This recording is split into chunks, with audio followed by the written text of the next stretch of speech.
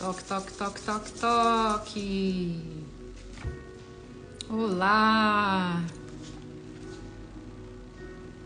Boa noite. Dia 39. 39º dia de leitura.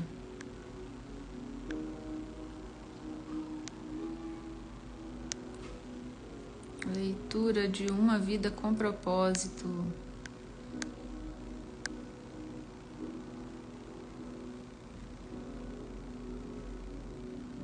Como vocês estão? Boa noite, Dona Estefânia.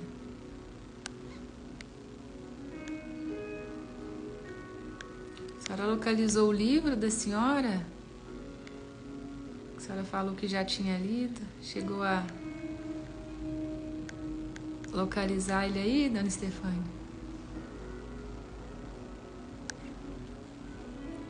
Vamos para mais um dia. Estamos na reta final, hein?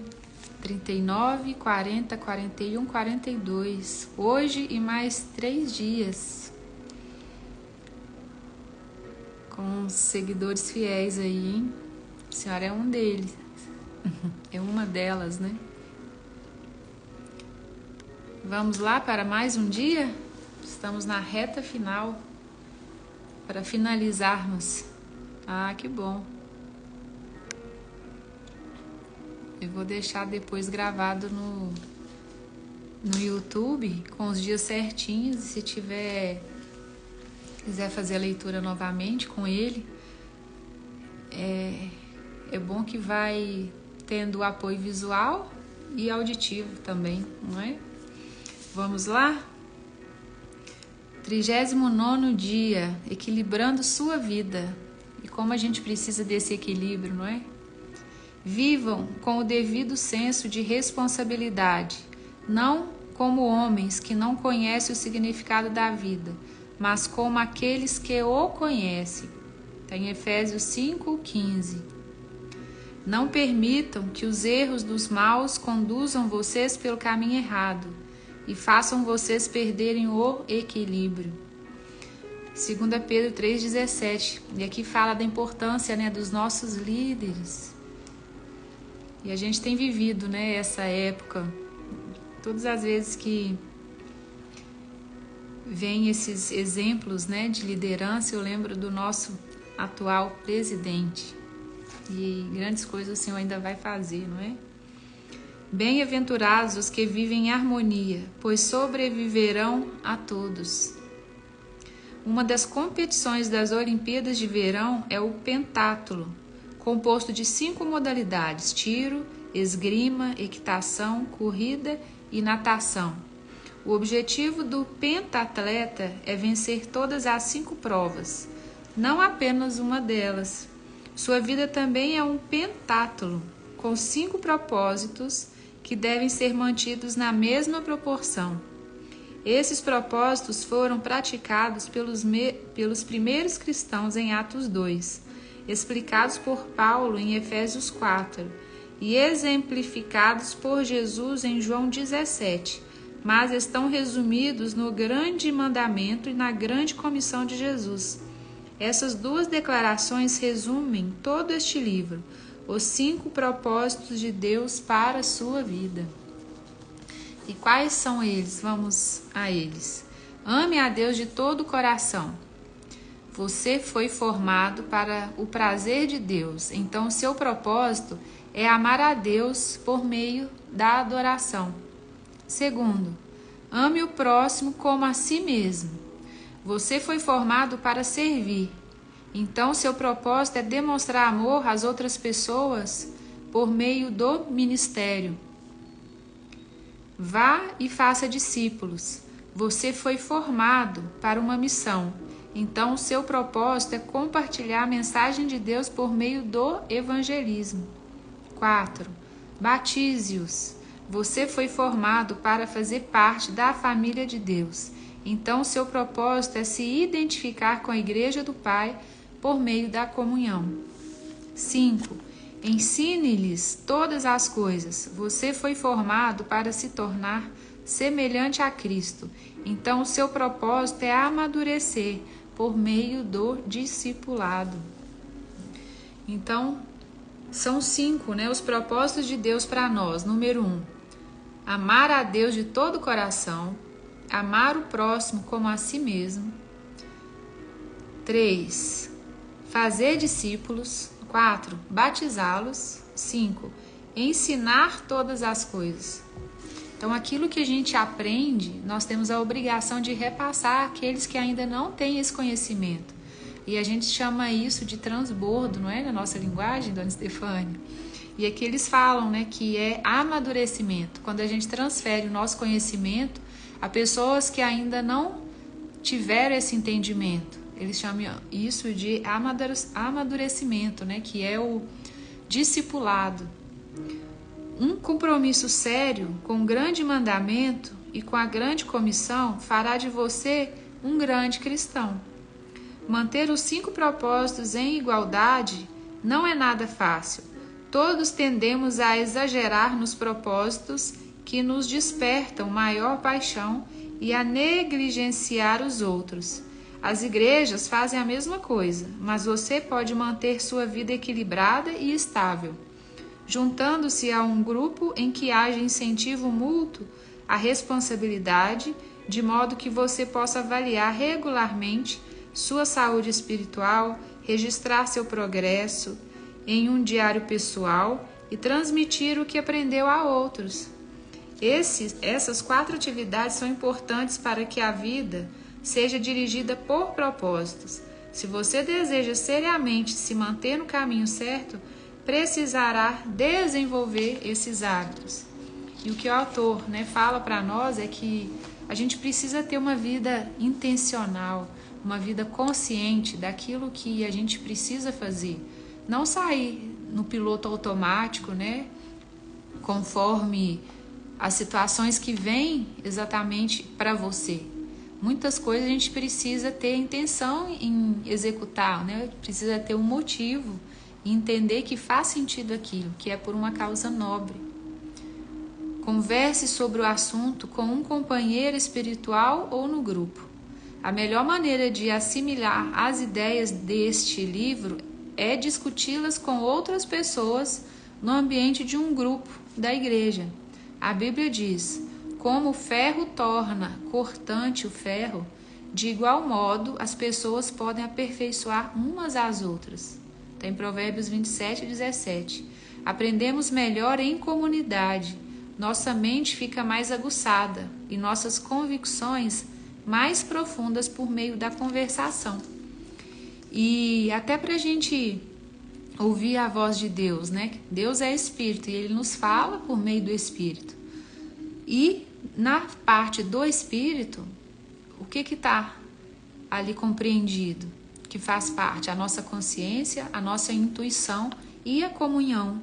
E aqui é o que ele fala, né? Se a gente pegar, por exemplo, esse livro e discutir com as pessoas, né, da nossa comunidade, algum grupo, é o que a gente está fazendo aqui, né? Apesar que eu não estou vendo o que vocês me falam muitas vezes, né? Aqui não tem muito espaço, né, pra gente, vocês colocarem o ponto de vista de vocês. Não que vocês não possam colocar, vocês podem, claro. Mas fica uma coisa, como a gente não está dividindo a tela, fica uma coisa mais unilateral, né? Vocês comentam poucas partes, mas fiquem à vontade para comentar, viu? Eu leio todas elas. E aqui fala, né, que quando estamos juntos, nós aprendemos com mais facilidade. Então, esse é o propósito, inclusive para mim, né, que eu já tinha lido esse livro, estou lendo novamente. Como eu consigo aprender mais? Porque eu estou aqui falando para vocês. Porque a gente tem um senso, né, maior de responsabilidade, então a gente acaba fazendo mais bem feito do que se eu estivesse fazendo a leitura só para mim mesmo. Aqui eu tenho os pontos chaves que, como eu tenho que falar aqui, né, para vocês, eu acabo absorvendo mais. Por quê? Porque eu tenho pessoas aí do outro lado recebendo essa instrução, não é? Então, Dona Estefânia, o que a senhora pode fazer? Pode abrir um grupo específico para trabalhar esse livro. A senhora já leu, está lendo de novo, mas ainda pode fazer para levar isso para as pessoas. É um livro muito prático, né? O formato dele, sendo um capítulo por dia, em 15 minutos, né? Faz a leitura e abre para um debate, né? Para cada um expor o seu pensamento, para a gente se alinhar, né? Em relação a isso. A minha experiência aqui foi fantástica. Então, eu recomendo que a senhora faça também, não é? Insisto em que você reúna um pequeno grupo de amigos e forme um grupo de leitura de Para que Estou na Terra, a fim de rever os capítulos semanalmente. Vocês devem discutir as implicações e aplicações de cada capítulo. Perguntem-se, e daí? E agora? O que isso significa para mim, para minha família e para a nossa igreja? O que vou fazer a respeito disso? Paulo disse, ponham em prática o que vocês receberam e aprenderam. Está em Filipenses 4:9. Inclusive, quando a gente coloca em prática, quer dizer que a gente aprendeu. Quer dizer que a gente obedeceu. Porque uma das coisas é, eu creio em Cristo. Só que se eu não obedecer, eu vou estar falando o quê? Que eu não creio. Porque se eu creio e não obedeço, fica incoerente, não fica? Então a gente precisa o quê? Obedecer aquela instrução que a gente recebeu. Um pequeno grupo de leitura proporciona muitos benefícios que não podem ser alcançados somente por um livro. Vocês podem comentar o que estão aprendendo e discutir exemplos da vida real. Podem orar, incentivar e apoiar uns aos outros à medida que começarem a viver esses propósitos. E na verdade, o livro vai ser o quê? É só uma pequena ferramenta, porque o mais importante, não que o livro não seja importante, o mais importante vai ser a reunião. É o que você está recebendo do outro, que vocês estão compartilhando ali, a frequência um do outro, a sabedoria um do outro. Lembrem-se de que fomos feitos para crescer juntos, não separadamente. A Bíblia diz, encorajem uns aos outros e fortaleça uns nos outros, está em 1 Tessalonicenses 5:11. Incentivo também a estudar a Bíblia individualmente. Registrei como notas no fim do livro mais de 1000 passagens da Bíblia, utilizadas neste livro, para que você possa estudá-las em seu contexto. Leia, por gentileza, o apêndice 1, que explica o uso de paráfrases e diferentes traduções, visando manter cada capítulo adequado à leitura diária. Tornou-se impossível explicar o fascinante contexto da maioria dos versículos utilizados. Entretanto, a Bíblia foi feita para ser estudada por parágrafos, por capítulos e até mesmo por livros inteiros. O meu livro 12 maneiras de estudar a Bíblia sozinho pode ajudá-lo no estudo indutivo. Faça um exame espiritual, um autoexame espiritual periódico.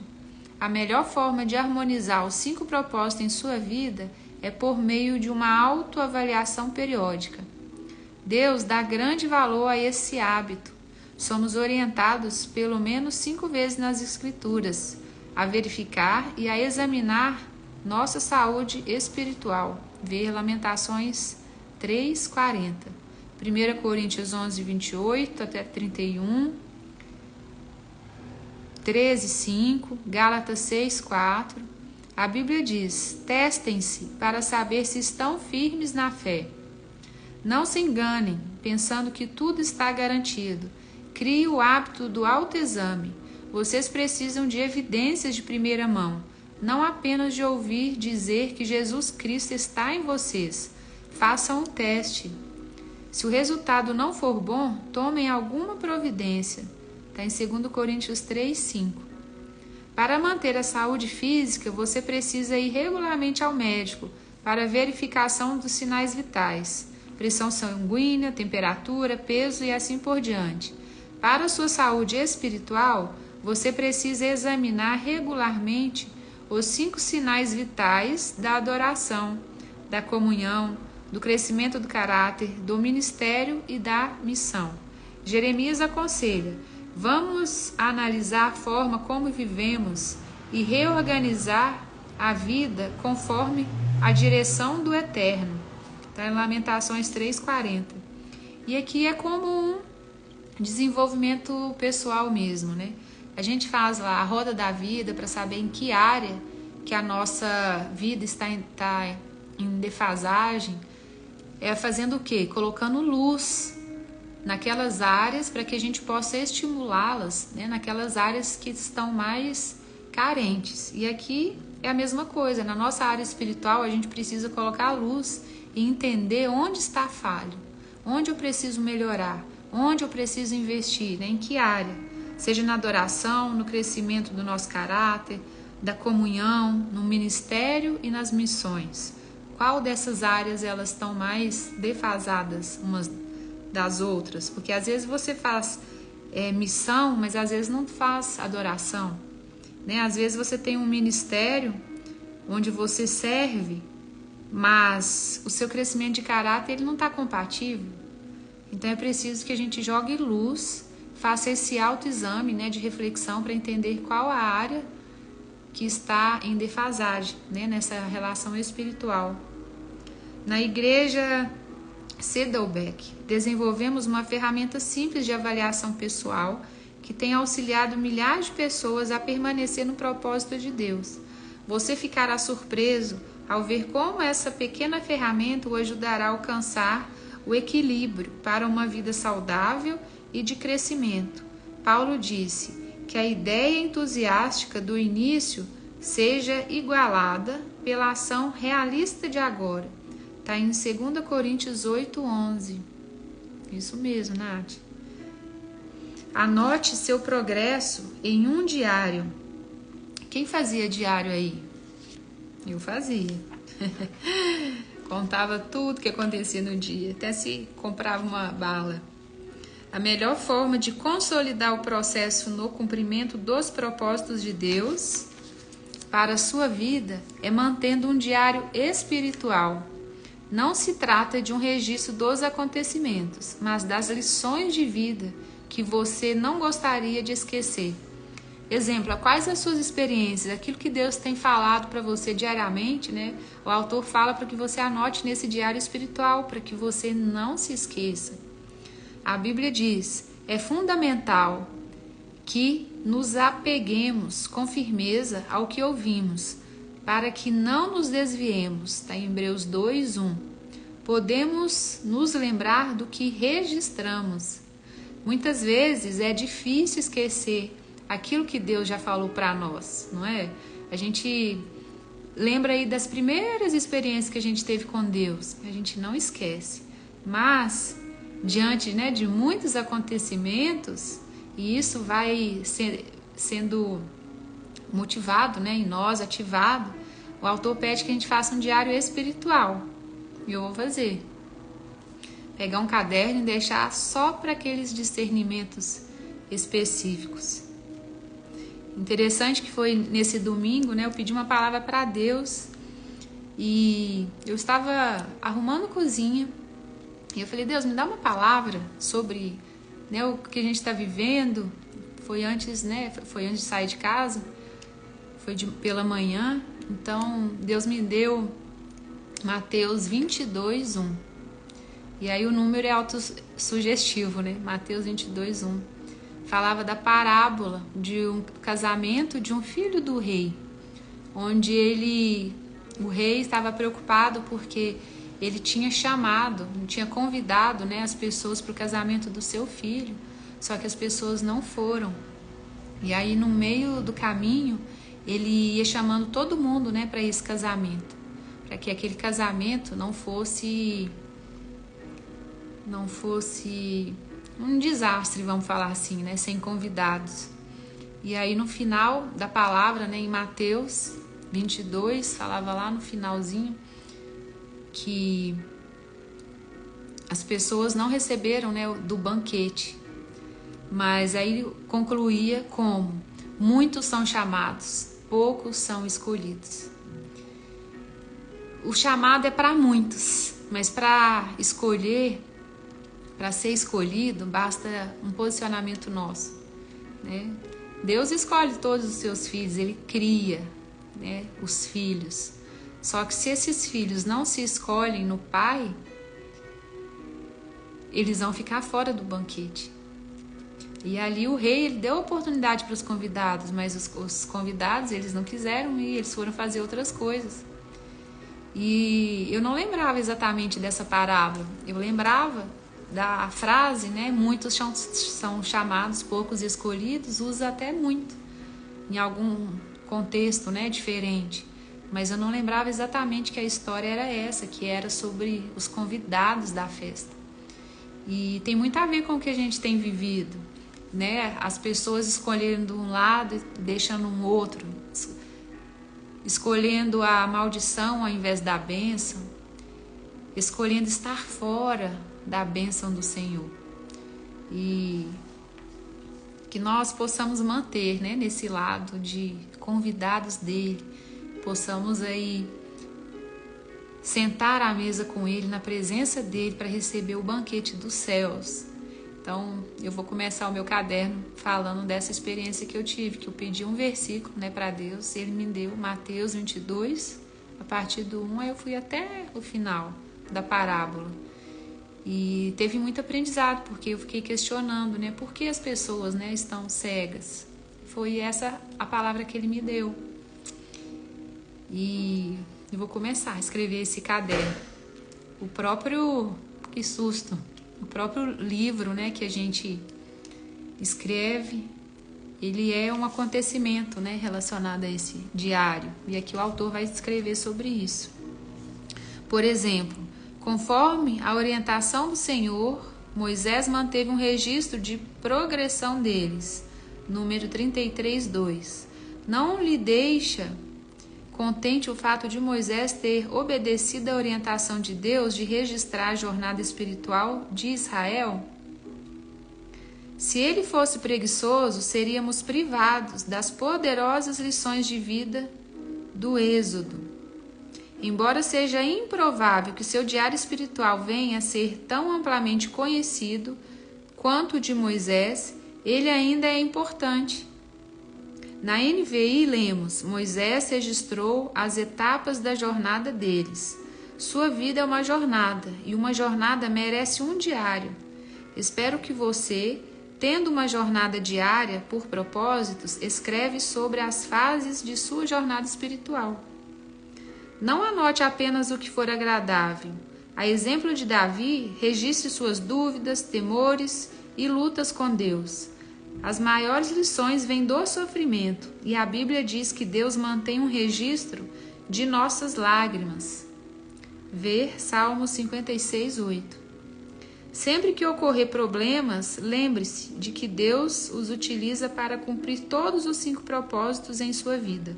Os problemas vão forçá-lo a se voltar para Deus e o farão buscar uma comunhão mais íntima com os outros, construir um caráter semelhante ao de Cristo e exercer um ministério. Também vão gerar um novo testemunho. Todo problema é dirigido por propósitos.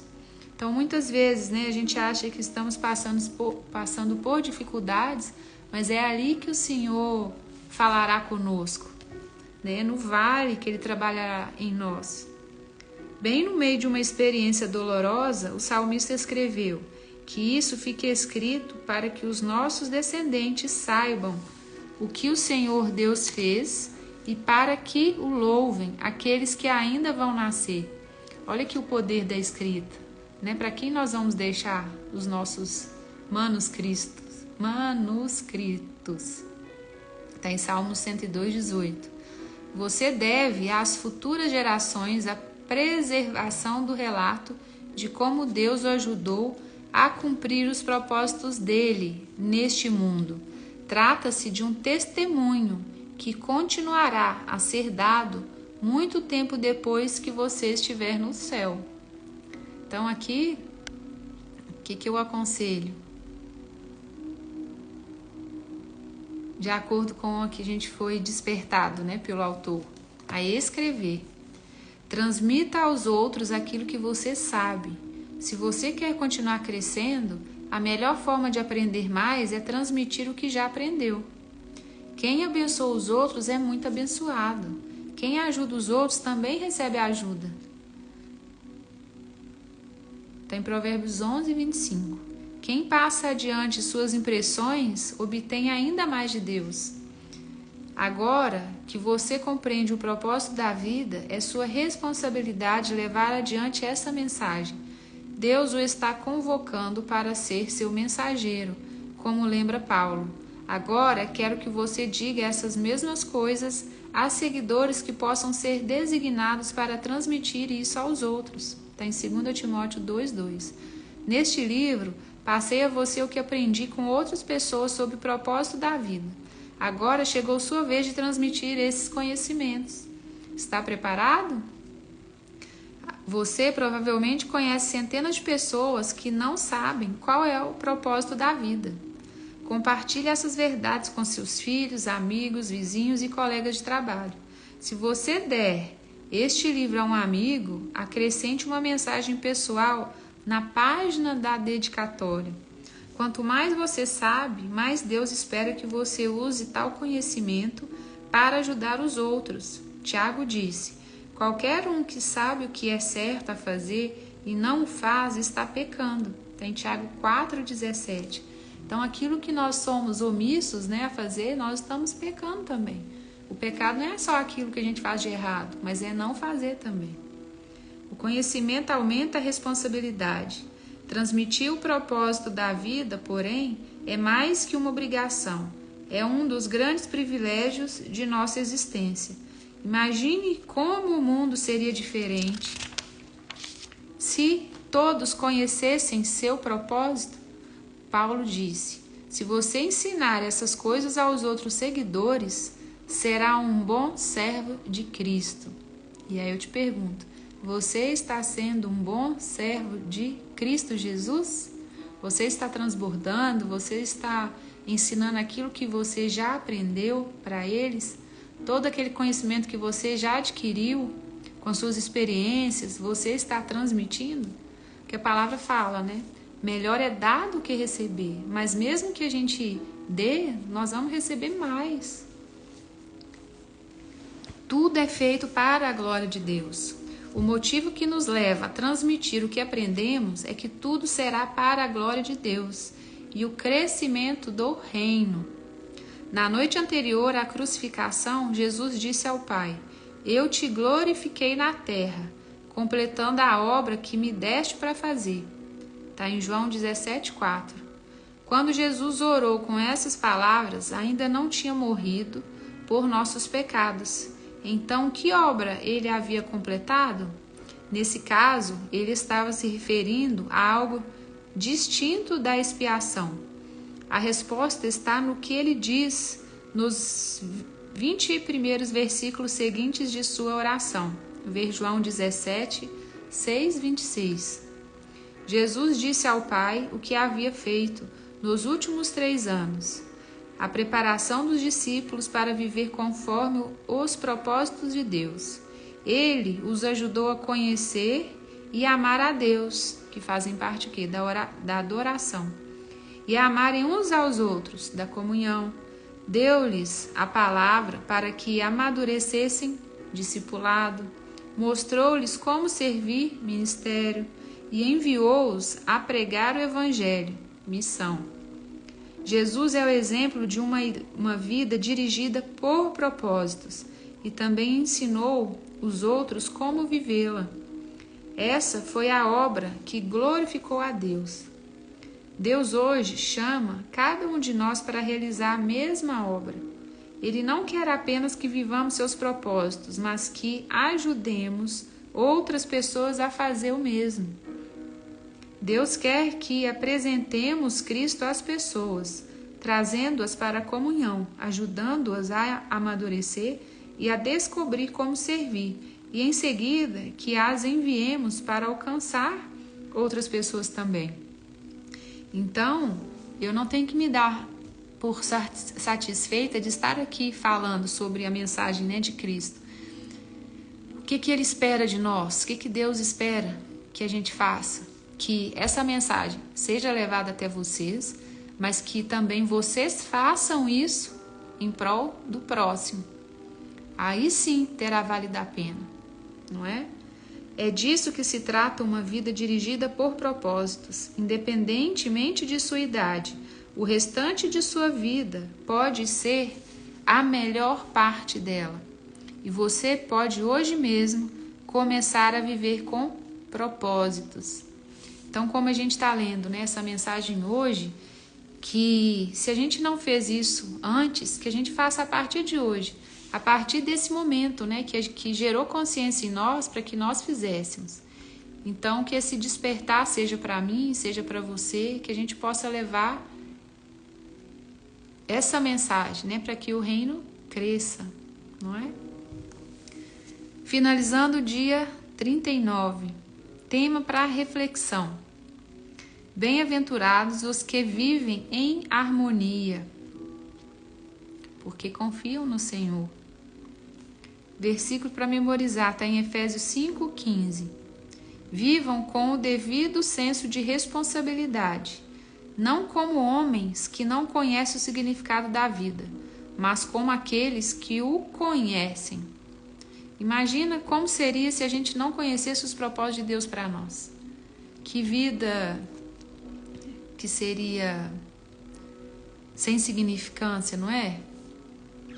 Que a gente possa conhecer aquilo, né? Cada vez mais que Deus quer que nós façamos, que é adoração, que é a comunhão, o discipulado, né? Para que nós cresçamos em imagem e semelhança de Deus e servir no ministério, fazendo missão. Então esses são 5 pontos, né? Que ele deixa para nós, no caso das missões, né? Aquilo que ele espera de nós: comunhão, adoração, discipulado, ministério, né, que é o servir, e as missões. E independente da idade, independente do momento, que a gente comece hoje, além de levar a mensagem, que a gente estimule esse outro a fazer isso também. E o que ele deixa para meditar?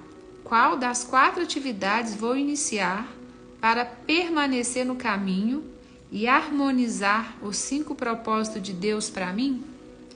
E como ele fala desses 5 propósitos, ele fala também que a gente precisa equilibrar eles. Se tem uma área que eu não estou sendo produtiva, seja em missão, seja em adoração, comunhão, ou mesmo no discipulado, que eu busque equilibrar, né, equalizar essas áreas para que eu possa crescer à imagem e semelhança de Cristo, que eu possa amadurecer. E aqui ele falou bem sobre a importância de escrever, né, de deixar um diário espiritual, né, marcando todas as nossas experiências aí com o Senhor, para que a gente possa deixar isso como um legado mesmo, né, às gerações, aos nossos filhos, netos, e pensar que nós desenvolvemos esses propósitos, né, que Deus tanto nos chama, né, para executarmos. Imagine, pensando aqui, dona Estefânia, a senhora já faz isso muito bem, né? Mas deixar escrito aí para as futuras gerações, aqueles que ainda nem estão aqui, né? Além dos netos, dos bisnetos. Imagina a senhora contando para eles aquilo que a senhora fez. Quanta coisa, né? A senhora já fez, quanta coisa. E deixar isso vai ser maravilhoso. Então eu vou começar a fazer isso também, né? Então o autor nos chama, independente daquilo que a gente já viveu, qual idade nós temos, que a gente comece a colocar essas impressões espirituais, aquilo que a gente tem aprendido com o Senhor mesmo, né? Para deixar aí para as futuras gerações, não é?